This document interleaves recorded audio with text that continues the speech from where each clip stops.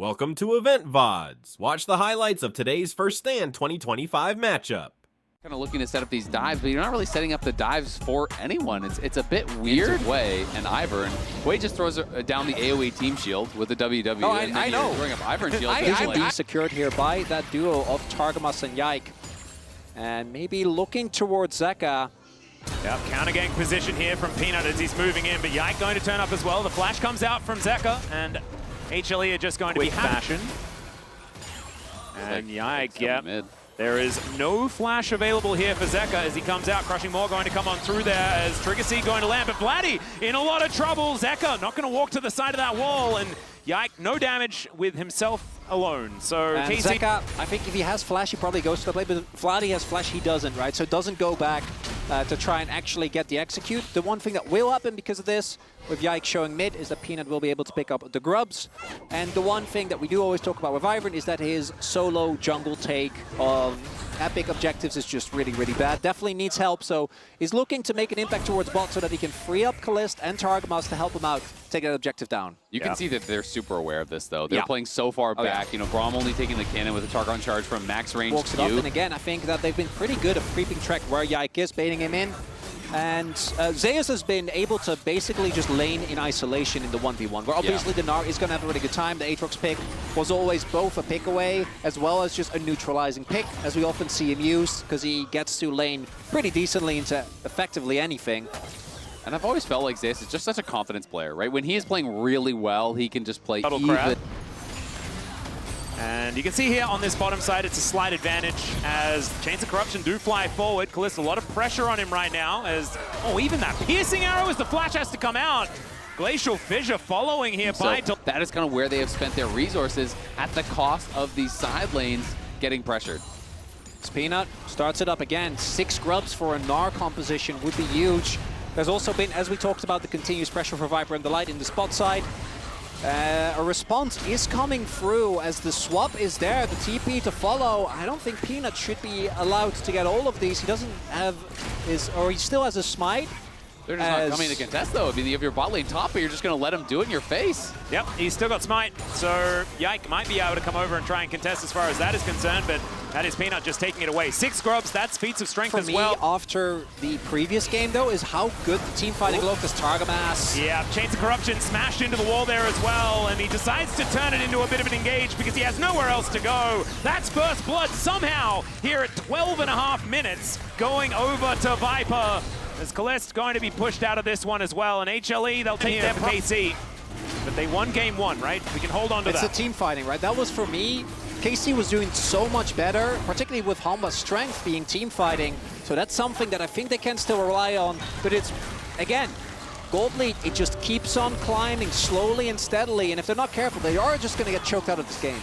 Yeah, but they're not at that position now, definitely. We'll see. It is going to be a Cloud Soul spawning here. Which is quite strong. Peanut's going to be able to grab the blue buff, and they should be able to walk off. We haven't talked about yet, as Zeus should be fine here still. I don't think there's enough people nearby. Does need to hit this tower a couple of times before he makes his way out, as he flashes, actually. Not sure about that one, as the Gnar into the wall. He hits the Mega as Delight comes over. The redemption coming down, though, as Yike looking to try and protect his top laner. But with Peanut in the area, they might be able to get something done, but Delight is just being given up for the Ghost. He's dead. And it looks like KC are going to be able to finally strike back in this game, answering that first blood with a kill. That's actually huge as well, but they're going to look for Kalist. Yep, ulti comes through from Zeka here as Kalist taking a fair bit of damage, but not going to be hit by everything.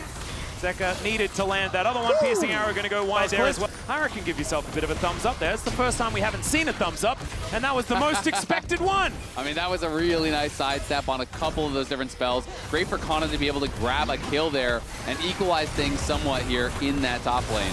Well, Peanut is going to come on over here as the rest of KC looking to try and take down this Rift Turret. It's going to be stolen by Peanut. And he's tanky enough to be able to pick up this Eye and Targamas at the same time. Throws out the Impale for what feels like fun. As the Spiraling Despair comes down, Peanut trying to deliver it to the rest of his teammates. He's blast coned his way out. They managed to pick up what they wanted. And Zeka now looking for maybe a little bit more. Kalist coming on over, but HLE there, ace in the hole. Not quite working out, although it might be enough to kill Zeus. Like you were saying, see whether he can crush his way out of it. There's enough CC here as Vladdy is getting the same treatment as the Glacial Fissure almost finishes him off there, as Zeus will get taken down as well. Peanut, in the meantime, though, is looking for that soul point that we were talking about. The rest of HLE on that bottom side able to take down an inner turret. And I think sacrificing Zeus is probably okay. It's an acknowledgement. Otacon has been started up, down to 9K, as we can see here. Daisy coming out. It is slow. Yeah. She is going to try and assess what's going on. True Shot Barrage does give that information over, and Daisy is sacrificed. Oh, Seka standing guard. The poke is landing. How are you supposed to engage here as Between Worlds come down at any moment? Kalist moving in now. The flanking Ezreal is not the scariest, as there's the wallop from Zeus to slow them down. Yeah, they're looking for this, but I don't know about it. It's down to 1,000 as there goes the Otacon, and it's Voracious. So we've got some second lives here for HLE. They decide not to go more aggressive. And HLE now with a whole lot of extra mana quite effectively. Piercing arrows being thrown out. That range that we were talking about from Viper really a factor here. As there's the Hex Flash in from Targamas, but he's melting!